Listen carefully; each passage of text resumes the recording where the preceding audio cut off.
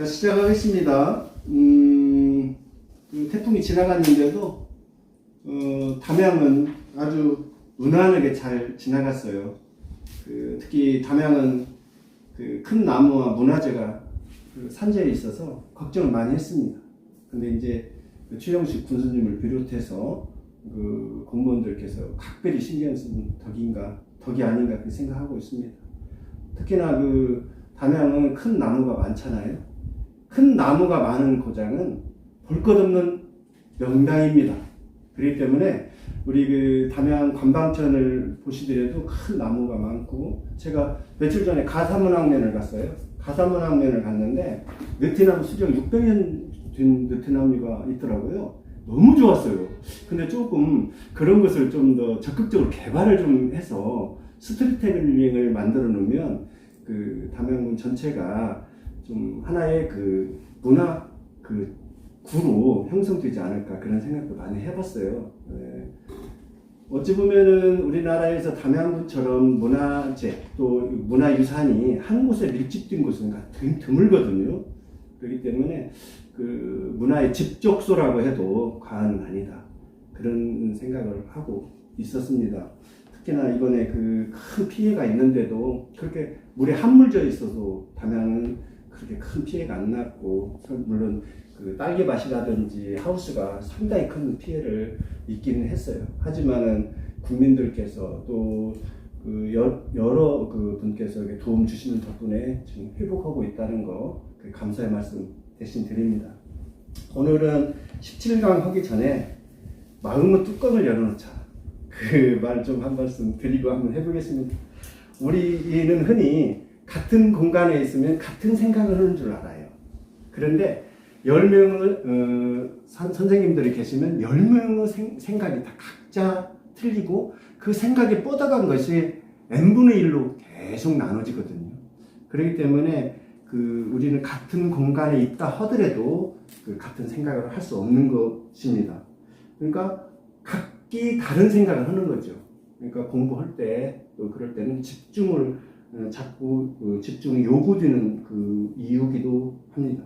우리가 여기 계신 선생님들 숫자만큼 또 다른 우주가 만들어지고 있거든요.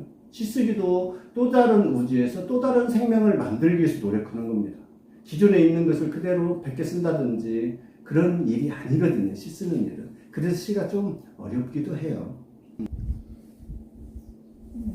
자, 제가 이 플라스틱 병을 가지고 한번 얘기해 볼게요. 이 물병 맞죠? 네. 네, 물병 맞아요. 근데 유감스럽게도 물병이 아닐 수도 있어요. 우리는 그 어떤 습관적 생각이나 관습적 생각으로 고질적으로 이 생각이 굳어져 있습니다. 이 물병을 부는 순간에 이건 물병이다 단정 지어 버려요. 예단을 할 수가 있죠. 그러니까 웬만해서는 시 쓰시거나 그런 그 분들은 예단을 너무 미리 하면 안 돼요. 예단을 제일 마지막에 어떤 결론을 내려야 되는 거지, 예단을 해놓고 그렇게 하면 안 됩니다. 만약에 여기에 식초가 담기면 식초병인 것이죠. 그리고 여기에 술이 담기면 술병이에요. 그러니까 이 존재는 원래 병으로만 태어난 것이에요. 근데 이 병은 어떤 것을 담느냐에 따라 틀려지거든요. 이것을 철학에서 존재 가능성이라고 부릅니다. 독일의 그 실존주의 철학자 하이데거는 존재의 시간에서 인간이 존재하는 한 만남과 헤어짐, 또 그런 모든 가능성이 같이 존재한다고 했습니다. 내가 어떤 사람이냐는 내가 어떤 사람을 만나느냐에 따라서 틀려져요. 그러니까 항시 우리는 좋은 생각을 하고 좋은 분을 만나려고 노력을 해야 됩니다. 서로 간에 그렇게 노력을 하지 않으면 항시 그 자리에 머물 수도 있어요. 그러므로 이 뚜껑을 닫아 놓으면 안 돼요. 이 뚜껑은 마음의 뚜껑이고 가슴입니다. 그렇기 때문에 모든 가능성을 이 뚜껑을 닫음으로써 이 가능성이 없어지거든요.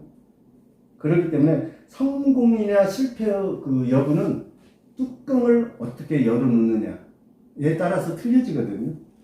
그러니까 마음의 뚜껑을 잘 열고 무엇이든지 담으려고 노력해야 됩니다. 네, 오늘은 마음의 뚜껑을 열어놓자라는 그 말씀 드리고 17강을 시작하도록 하겠습니다. 자, 17강입니다. 신은 정서로부터 도피가 아니라 해방이고, 또 명사를 조금 멀리하고 동사를 좀 가깝게 하자, 이런 텍스트로 한번 말씀 나눠보려고 그래요. 첫 번째입니다. 신은 정서로부터 도피가 아니라 해방이다, 이런 말이 있거든요. 그러니까 그 정서라는 것은 노여움, 두려움, 기쁨, 슬픔, 이 네 가지의 감정을 대체적으로 말하는 거예요. 그렇기 때문에 여기는 그 정서를 가지고 도피하는 게 아니고 어떤 다른 해방을 위해서, 마음의 해방을 위해서 시를 쓰는 거죠. 그 도피라는 것은 달아나는 것 아니겠습니까? 어떤 책임감을 안 지려고 달아나는 것을 도피라고 그래요. 여기서 해방을 한번 알아보아야 되겠습니다. 여기서 해방은 진정한 자유를 얘기합니다. 시간 선호 개념을 이용한 존 메이라는 사람이 있었어요. 이분은 뭐라고 했는 거니? 여인 자유가 살찐 그 노예보다 낫다, 이런 말을 했습니다. 이 말은 뭐냐면, 자유는 사람은 걸리지만 그 자유를 누리기 위해서는 그만큼 노력을 해야 된다, 이런 얘기입니다. 자, 그래서 그 정서를 어떻게 해방시킬 것인가, 슬픔이나 노염이나 두려움이나 이런 것들을 어떻게 해방시킬 것인가, 시를 통해서 한번 알아보도록 하겠습니다. 우리 그 개구리 울음소리를 조성훈 선생님께서 낭독해 드리겠습니다.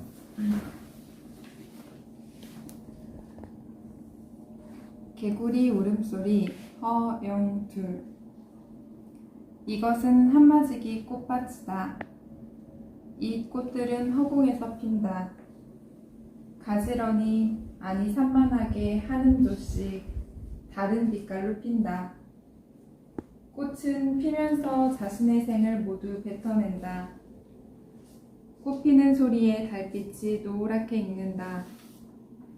꽃은 향기와 함께 한 계절을 떠매고 갈 기세다. 허공이 치밀해지고 살갗이 따갑도록 향기가 달려든다. 나는 꽃을 피해 봄밤을 담는다. 꽃은 바람이 되어 밤을 잘게 부순다. 냄비처럼 꽃은 피면서 자신의 생을 물속에 넣고 삶는다. 꽃이 핀다 와글와글. 너의 옛날도 한마지기 두마지기 조개 껍데기처럼. 아, 네. 잘 읽으셨네요.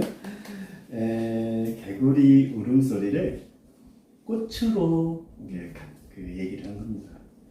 그러면 한번 이 시가 얼마나 좋은지 한번 읽으면서 한번 알아보도록 하겠습니다. 이것은 한마지기 꽃밭이다 그랬습니다. 한마지기. 보통 200평이죠? 마지기가 나와서 한 말씀 드리는데, 마지기는 있잖아요. 벽시 한 말로 뿌릴 수 있는 평수를 얘기합니다. 벽시 한 말.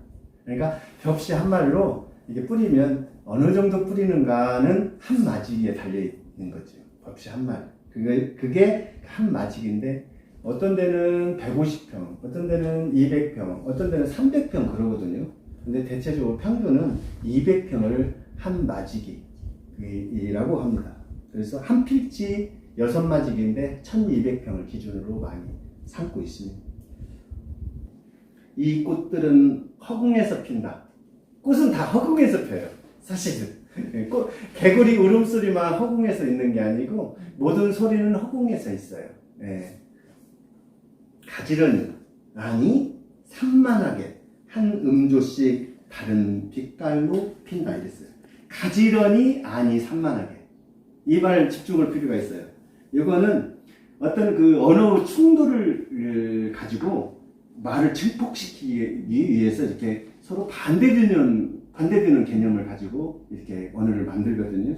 이런 경우가 고요한 소란, 차가운 온기, 바닥 같은 공중, 이런 말 얼마든지 있습니다. 이런 말들을 알아놓으면 다음 시쓰기나 그럴 때 자연스럽게 이걸 사용할 수 있거든요. 좀 훈련이 필요합니다. 네. 가지런히, 아니 산만하게 한 음조씩 소리 이렇게 높낮이를 음조잖아요. 다른 빛깔로 핀다. 이 울음소리가 각자 빛깔로 지금 표현을 하고 있잖아요. 빨간빛, 노란빛, 뭐 검은빛 뭐 이렇게 되겠죠. 예. 꽃은 피면서 자신의 생을 모두 뱉어낸다. 꽃 피는 소리에 달빛이 노랗게 익는다. 뭐 달빛이 노랗게 익는지 뭐 파랗게 익는지 빨갛게 익는지는 모르겠습니다만 익는다는 것은 노랗다는 것과 같이 맥을 같이 해요. 가을은 풍성한 계절은 다 노란 것과 이렇게 되거든요. 이따가 그 두 개의 식탁에서 얘기하겠습니다만은 빈센트 반 고흐가 노랑의 배가 아니겠습니까? 네, 그것도 이제 좀 이따 제가 말씀드리겠습니다. 꽃은 향기와 함께 한 계절을 떠매고 가을 기세다. 떠매고, 네. 한 계절을 그냥 떠매고 가는 거예요. 봄의 꽃은 봄을 떠매고 가고, 여름 꽃은 여름을 떠매고 가고, 가을 꽃은 가을에 떠매고 가거든요. 기세다. 기운차게 뻗어나가는 형세를 기세라고 부릅니다. 허공이 치밀해지고, 살갗이 따갑도록 향기가 달려든다. 개구리 울음소리가 지금 향기예요. 나는 꽃을 피해 봄밤을 담는다. 꽃을 피해서 모든 봄밤을 지금 잎을 담고 있는 거죠. 꽃은 바람이 되어 밤을 잘게 부순다. 냄비처럼 꽃은 피면서 냄비처럼 꽃을 피니까 얼마나 이게 막 정열적으로 막 쑥쑥 피어나는 거죠. 냄비처럼 부글부글 끓으면 막 피어나잖아요. 막 수증기가 막 피어나듯이 그렇게 꽃이 피는 거예요. 아주 막 역동적으로 지금 표현을 하고 있습니다. 앞에 기사라는 말 때문에 더 그럴 수 있어요. 앞에 기세라는 말. 생각이 세차게 뻗는 그런 형세, 그런 것이잖아요. 기세가. 그렇기 때문에 냄비를 갖다가 넣는 겁니다.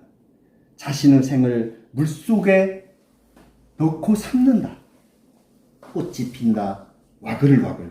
너 옛날이에요, 지금. 너 옛날도 한마지기, 두마지기 조개 껍데기처럼 이랬거든요. 왜 갑자기 조개 껍데기가 나왔을까요? 와글와글. 특히 조개를 삶기도 하잖아요. 냄비에다가 넣고 이렇게 삶고 와글와글이라는 그 표현이 조개가 꼭 마르는 것처럼 이렇게 지금 표현을 한 것이고, 이 소리가 언제부터 났냐면 조개를 원시인들이 먹기 시작한 것이 30만 년 전입니다. 30만 년 전, 폐총이 있는 조사를 하니까 30만 년 전이거든요. 그러니까 30만 년 훨씬 전부터 이 개구리 울었다는 거죠. 이 파충류가. 그래서 이 조그마한 얼마 길지 않는 시인데 충분히 여기다 놓고 정서를 얘기를 하고 있어요. 예. 어떻게 마음을 해방시키는가를 충분히 시를 통해서 지금 말씀을 하고 있는 겁니다. 자, 두 번째네요. 명사를 멀리하고 동사를 사랑하라. 제가 가끔 시적인 표현, 창의적인 표현은 시적인 표현이라 했잖아요. 그렇기 때문에 명사 체험만 가지고, 뼈대잖아요. 뼈대는 아무래도 딱딱해요. 우리가 닭뼈, 개뼈, 이런 거 있잖아요. 뼈가. 톡톡 때려보면 탁탁 소리만 나지, 정말 어떤 정서적으로 크게 감흥을 안 가져오거든요.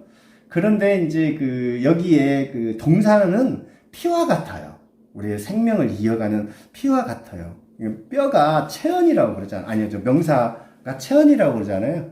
뼈입니다. 몸체자잖아요. 체언. 그다음 동사는 삶으로 동작이나 작용을 나타내는 그런 윤활유 같은 품사예요. 그러니까 동사를 조금 많이 사용해주면은, 적절하게 사용해주면 시가 지루하지 않고 좀 생동감이 좀 아무래도 있어요. 자, 성질, 색깔, 수량, 시간 등 정지 상태인 명사. 명사로는 스스로 이렇게 몇 가지 움직이는 것은 있어요. 바람이라든지 유정명사라고 그래요. 바람이라든지 구름이라든지 좀 움직이기도 하지만 대체적으로 그런 걸 조금 빼놓고는 나머지 명사들은 대부분 다 정지 상태입니다. 근데 정지 상태에다가 동사를 결합시킴으로써 이게 명사가 움직이는 거예요. 윤활유잖아요. 우리가 자동차라든지 윤활유가 없으면 못 가요. 시발리도 없으면 못 가지만은 윤활유가 굉장히 중요한 겁니다. 사람이나 산으로 움직임을 표현하는 역동적인 어휘를 선택하라. 역동적이라는 것은 활기차고 아니, 힘찬, 활발하고 힘찬 모습이잖아요. 예. 일장은, 그 어휘라는 것은 일정한 글을 쓴 그 범위 내에서 어휘를 선택하는 거예요. 그러니까 선택을 잘 하려면 어떻게 해야 하냐면, 내가 직접 체험을 많이 하거나, 또 다른 분이 쓴 시나 어떤 글을 많이 읽는 거예요. 어찌 보면 제가 본인이 직접 체험을 하는 것은 어려워요. 그러니까 책을 많이 읽지 않고 글을 쓴다는 것은 조금 어불성설이다. 그렇기 때문에 저도 이제 보면은 다른 시를 짓는 분들, 시인들 보면은 평상시에 많은 책을 읽습니다. 아주 다독 또 정독 이렇게 많이 하시거든요. 바쁘니까 책 못 읽는다 하지 마시고 시간 틈틈이 내서 책을 읽어야 글을 쓸 수가 있어요. 네. 동사는 우리의 일상생활이죠. 그렇기 때문에 먹고 자고 눕고 울고 웃고 이런 모든 것, 우리의 모든 정서 표현을 동사로 해요. 사실 명사보다는. 그렇기 때문에 동사를 좀 이렇게 많이 사용을 해주고, 거기다가 이렇게 한 행에 명사를 2개 이상 이렇게 많이 쓰면은 행이 딱딱해져요. 그러니까 한 행에 웬만하면은 명사를 2개 이상 안 쓰려고 노력을 해야 돼요. 네. 그리고 동사나 형용사를 적절하게 이렇게 사용하면 좋습니다. 2개의 식탁입니다. 식탁이 결론부터 말하면 사진에 붙어 있는 식탁과 내가 지금 먹고 있는 식탁을 얘기를 해요. 그래서 한번 잘 보겠습니다. 찌개가 식어간다. 지금 밥을 먹으려고 찌개를 지금 식탁에 놨어요. 4인용 식탁은 늘 1인용이다. 참 슬프죠. 식탁은 다 4인용이에요. 예. 옛날 우리가 70년도 이전까지, 보통 70년도까지는 두레밥상이라고 해서 자식들이 이게 원으로 둘러앉아서 먹었거든요. 5명도 먹고, 6명도 먹고, 7명도 먹고. 그러다가 이제 식탁이 사각으로 이제 또 나왔잖아요. 예, 사각으로 나오고, 그 뒤로 지금은 어디까지 발전했냐면, 커피숍 가면 특히나 2자리, 2명 앉는 탁자, 처음에 나왔을 때 굉장히 어색했어요. 그래가지고, 얼마나 웃기는 해프닝도 있었냐면은, 저하고 어떤 시인님하고 이렇게 커피숍을 처음 갔는데, 의자 둘에 탁자가 너무 적은 거예요. 둘이 앉는데 그걸 붙여놓고 앉았어요. 지금 생각해보면 좀 잘못된 생각이었죠. 그러다가 지금은 어떻게 됐습니까? 1인용적 혼자 앉는 탁자를 벽 쪽, 창 쪽에다가 다 붙여놓고 밥도 혼자 먹고, 예, 그렇게 하잖아요. 지금은 그렇게 갔어요. 그러니까 4인용 식탁은 늘 1인용이에요. 참 슬픈 현실이에요. 여자의 식욕이 느려지고 입에 쓴맛이 돈다 그랬어요. 식욕이 느려지죠. 먹기도 싫어요. 예. 근데 식욕이 좀 느려지는 건 아니고 사실은 저는 혼자 먹어보니까 빨리 먹는 거예요. 그냥 이것저것 반찬도 안 내놓고 그냥 한 밥 위에다 다 넣고 버무려서 그냥 먹어버려요. 그렇게 하니까 시간이 굉장히 절약되는 것 같아요. 혼자 먹으면 밥맛도 없잖아요. 밥맛이 없는데 쓴지 매운지 다른지 어떻게 알겠어요. 예. 느릿느릿 하품으로 젓가락질 하다가 벽에 걸린 액자를 바라보는 거예요, 이제. 벽에. 근데 이제 여기 보겠습니다. 벽에 차려진 식탁. 희미한 등불 아래 고흐 감자 먹는 사람들. 그 감자 먹는 사람들은 5명이에요. 예. 저도 잘 몰라가지고 이번에 공부했어요. 고흐에 대해서는 대체적으로 알고 있었지만은 그 식탁에 몇 명 있는지는 몰랐었어요. 근데 이제 우리가 잘 알잖아요. 네덜란드 출신 빈센트 반 고흐는 영훈 화가, 빛의 화가, 해바라기 화가라고 그래요. 화가라고인데 그 동생 태우에게 준 편지가 아주 유명하지 않습니까? 저도 그 태우에게 준 편지를 읽었거든요. 참 구구절절 애정이 넘치는 거였어요. 그러니까 이제 이 빈센트 반 고흐가 정신불면증이 있어가지고 37살에 죽거든요. 자살을 해요. 그러기 전에 정신불면증이 있으니까 귀에서 환청도 들려오고 그러니까 귀를 한쪽 잘라버렸어요. 귀를 한쪽 잘라가지고 본인이 그 귀를 그린 거예요, 또. 네. 그런데 이제 태우는 빈센트 반 고흐 동생인 태우는 뭐를 하는 사람이냐면 그림을 파는 사람이에요. 상인, 이게 그 그림을 파는 사람인데, 아니 형이 그린 그림을 좀 팔아야 되겠는데 안 팔리는 거예요. 누가 그걸 살려고 안 해요. 그때 당시에 무엇이 유행이냐면 인상파 화가들 그 그림 유행이거든요. 그러니까 아 형도 인상파 화가처럼 그려봐. 그랬는데 이제 그 형은 고집하고 그걸 아는 거예요. 그때 당시에. 그런데 그게 이제 고가 떠나고 난 다음에는 어마어마하게 돼버린 거죠. 예. 근데 그 태호가 그렇게 사정을 했는데도 안 그랬어요. 시리에 따라가지도 않고 이제 자기 정신 그 분열 그것과 그 싸우느라고 그 사람 자체가 힘들었던 거예요. 그런 이제 고흐가 감자 먹는 사람을 그렸는데 이제 서로 보면서 건네주는 어떤 모습이더라고요. 제가 보니까 낡은 탁자에 하루치의 노동을 올려놓고 둘러앉았다. 열심히 일을 하고 하루치의 노동이니까 저녁밥이네요. 네. 둘러앉아 있어요. 저 몇 알의 감자는 한 끼. 그 5명이 감자 먹는 모습입니다. 뿔뿔이 흩어졌다 모인 저녁. 넘기겠습니다.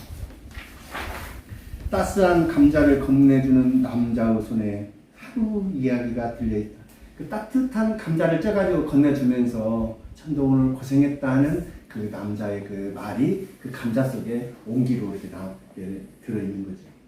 허름한 저녁상엔 감자보다 푸짐한 마주보는 눈빛과 주고받는 그 표정입니다. 정감 있잖아요. 지금 마주보는 5명이 있는데 마주보는 사람이 있고 또 서로 이렇게 주고받는 눈빛들이 있어요. 예. 참 남자가 이렇게 쪄가지고 주니까 너무 고맙고 고단하는데도 정감 있게 이렇게 먹고 있습니다. 그런데 그림 아래 그 5명 그림 아래 3개의 자리는 부재중이에요. 지금 그림에 대해서 얘기를 했고 이제 또 내 얘기로 돌아오는 거예요. 예. 4인 그 식탁에 1명이 앉아 있잖아요. 그 3명의 자리는 지금 부재중이에요. 자정이 훌쩍 넘고 식탁의 장미는 시들어간다. 어떤 상황 묘사를 하는 거예요. 장미를 통해서 어떤 그리움이라든지 보급품 이런 모든 것이 참 야유는 거예요. 참 얼마나 보고 싶고 힘들고 그러면은 식탁의 장미가 시들어간다고 이렇게 표현했죠. 자기 마음이에요. 그러니까 장미가 이 화자일 수 있는 거죠. 마음이. 주변 상황을 잘 묘사했어요. 현관문에 길을 걸어두고 언제 나올까? 또 지금 초인종을 누를까? 이런 이제 길을 걸어두고 몇 번이고 휴대폰을 확인하는 여자. 또 휴대폰도 보고 또 전화가 왔나? 카톡이 왔나? 메시지가 왔는지. 예, 자꾸 보는 거예요. 오지도 않는데 보는 거예요. 전문 강의에 얘기했죠? 몇 일. 이건 없다고 했어요. 여기는 몇 번. 예, 몇 번이고 며칠을 맞다고 그랬어요. 귀가를 잃어버린 발길은 어디에 묶여 있을까요? 귀가를 누가 잃어버렸을까요? 3명의 어떤 가족이죠. 귀가를 잊어버리고 지금 어디에 지금 묶여서 있을까? 노심초사하고 있는 거예요. 마주볼 수 없는 식탁. 누구도 없으니까 마주볼 것도 없어요. 눅진한 말랑거리며 끈끈한 걸 눅진하다고 그랬어요. 네. 기름기가 허옇게 굳었다. 여기서 기름기는 그리움이나 보고품, 보고 싶은 마음 이런 것이죠. 여기서 그래서 그 기름기가 그리움이 하얗다 이래도 돼요. 그리움이 하얗다. 근데 이 시인님은 좀 더 그걸 구체적으로 이렇게 표현을 한 겁니다. 이 좋은 시예요. 100번씩 읽어보시고 이렇게 글이 안 될 때는 이런 좋은 글들을 읽으면 그 머리에 윤활유를 치는 거나 마찬가지예요. 근데 또 100번씩 읽어보세요.